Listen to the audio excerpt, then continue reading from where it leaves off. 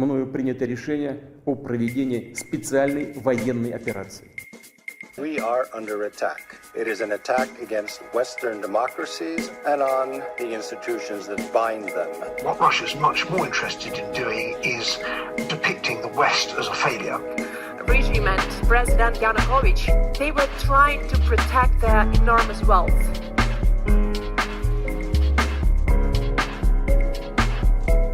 This is Kremlin File. Hi, everyone, and welcome to Kremlin File. And this is a special episode of Kremlin File meets Gaslit Nation with Andrea. Hi, babe. Hi. I am so happy you're here. This is going to be difficult to get through without the giggles. I can see that. I can see how this is going to go. Yeah.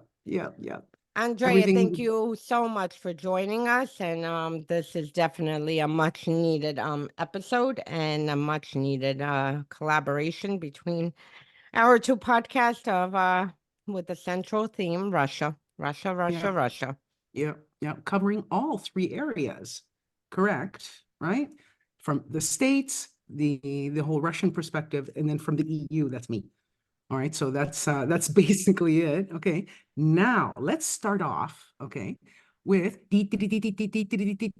breaking news. All right, Olga, there's a story that's come out, and I know that you've been following it, and it's also incredible because we had started talking about this last week, right, when we were talking about certain events and the way the Kremlin treats all of its citizens, basically, but especially those who then are traitors. So you want to give us what the latest that has come out? Yeah, so it's very interesting because I was waiting for murder outside of Russia to happen, and sure enough, this morning it got delivered. So there was a Russian pilot who had taken the Russian plane last year and flew it over into Ukraine and defected. Well, this morning he was found shot dead in Spain with, as of now, 5 bullet holes. Waiting to hear the latest. The most interesting part of this is that every single Russian state media outlet is covering not only the death, but also that he hijacked the plane into Ukraine. Well, they don't say Ukraine, they just say that he hijacked the plane. So it's basically definitely feels like a warning from Russia, and it reminds me of the one that the United States and Europe pitched as a reformer, the former prime minister, former president Medvedev, when last year he basically warned on his Telegram channel that for anyone who speaks out against the regime, who is abroad, that they have methods. And he was alluding to Russian security services assassinating you overseas.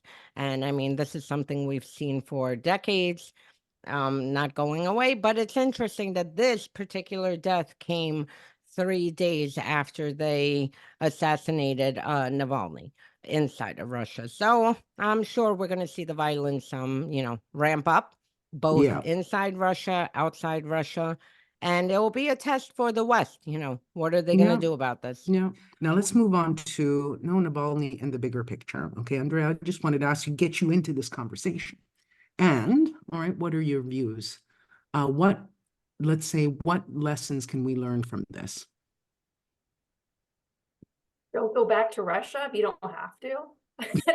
I don't know. I was having a debate with Terrell Starr, a bit of a discussion over the weekend. And there was that big moment where Navalny returned to Russia, to the jaws of death, and he had that scrum, like the endless beetles of all those black helmets of the Russian police, just dramatically, just over the top, too on the nose, like super troopers or like space troopers, whatever, like arresting him. And we had a discussion. Okay, the Russian opposition, frankly, is useless, absolutely useless. It's it's the system, not not like a flaw. It's just designed that way to be useless. And it's so sad to see my few Russian friends who are trying, who are working with Ukrainian organizations to say, I'm here, let me help you, how can I help you? And pitching in, but they don't have broader infrastructure support. They have to rely on Ukrainian organizations to feel useful.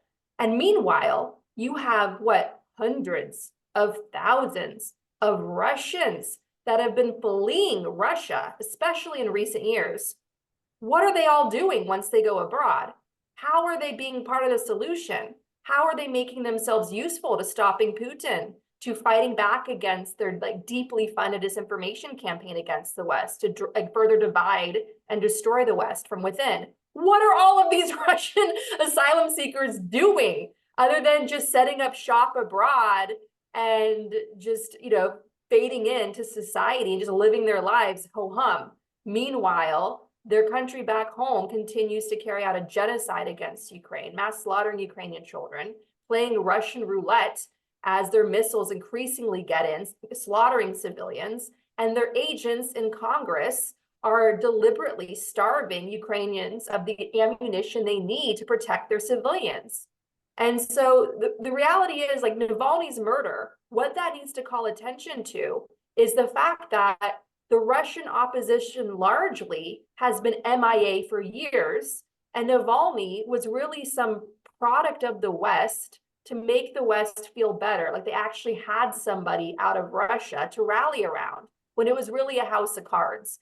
His organization was largely useless, and no one wants to talk about that because he's just been tragically murdered.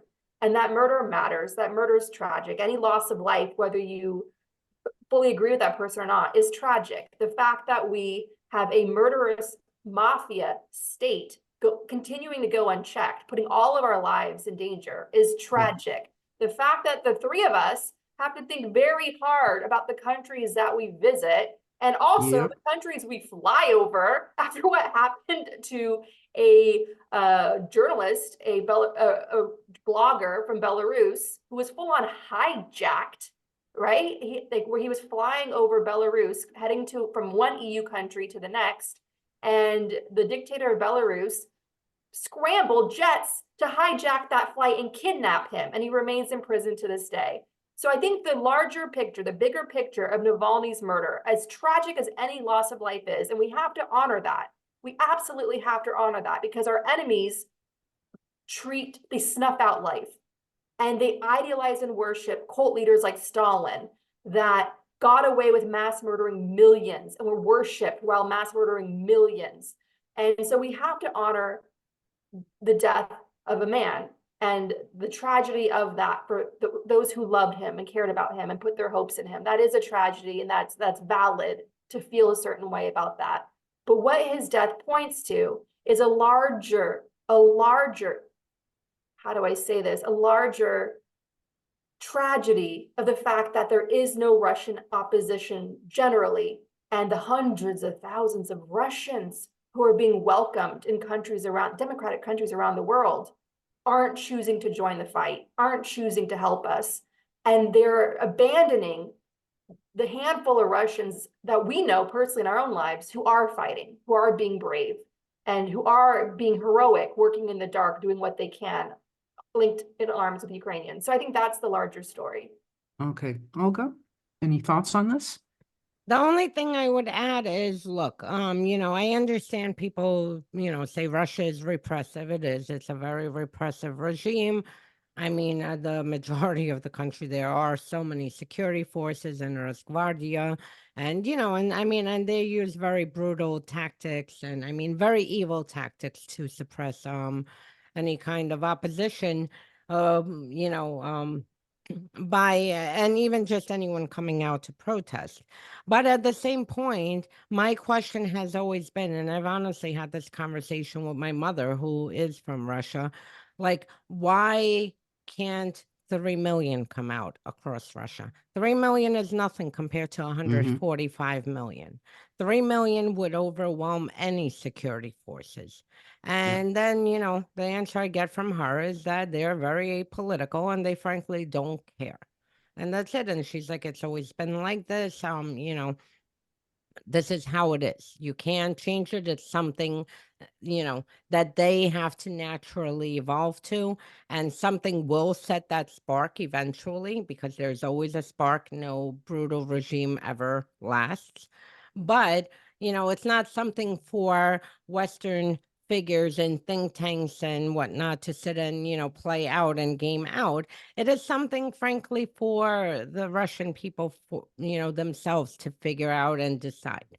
And this is why the more important thing is that we need to have a policy to isolate and contain Russia, and and make sure that the regime pays for everything they have done, all the damage, all the murders, all the executions, assassinations. And lastly, I'll just say that, a lot of people love, especially in the West, love to package everything and, put like a little, put it into a box and put a little red bow. And they think Putin is the problem. Putin's tactics, Putin is a creation of a corrupt, vile, centuries-old system. He's just a creation of it. And this is unfortunately something, again, that they domestically need to figure out.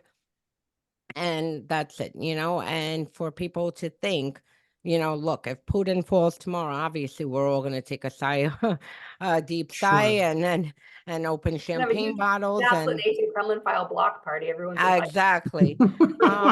Huge. Yes. Huge. I'll buy a ticket right away and get over to the States. Exactly. But if Putin should fall tomorrow, which it could happen, because if you look at Russian history, I mean, today it's the strongest regime, tomorrow there is none. And it happens in like 24 hours and everyone's like, what? How do we miss this? So should he fall, we all will get a temporary break, but it will only be a break. It will be enough for Western and basically the international community to stop being on the defense and start going on the offense, because Russia will be occupied inside, domestically with their things, probably blowing and assassinating, people to get Gazprom. But eventually they will be back, because this is the Cheka system. This is how it's been. The security services, I mean, historically have always behaved like this. The Russian military and the Soviet military, tell me the difference. They commit the same atrocities. And lastly, for people who put this on Putin, Putin didn't order his military to go and rape women, to rape toddlers, to rape those are normal children, to execute people, to torture them and have fun torturing them. Putin didn't order this. He ordered seize this town. For people to do that, there's something that has to be done with that mentality. I mean, I personally, if I ever served, I haven't, but if I would ever serve the U.S. military, my mentality wouldn't be to walk into a home, cut someone's tongue out for refusing to say loyalty to United States, raping the wife, raping the children, and then executing the whole family, and then stealing the Nutella and washing machines. Like, that wouldn't be my mentality. So, I mean, there's a bigger problem, systematic problem. Hi, everybody. If you enjoyed this podcast and you'd like to help us out with our independent work, please subscribe to Kremlin File on Substack and on our YouTube channel. Kremlin File is hosted by Olga Lautman and me, Monique Camara. Our production team is headed by Maddie Kaparov, and the theme music by Oreste Camara. So please don't forget to visit our Kremlin File Substack for links to our socials and to wherever you'd like to listen to podcasts.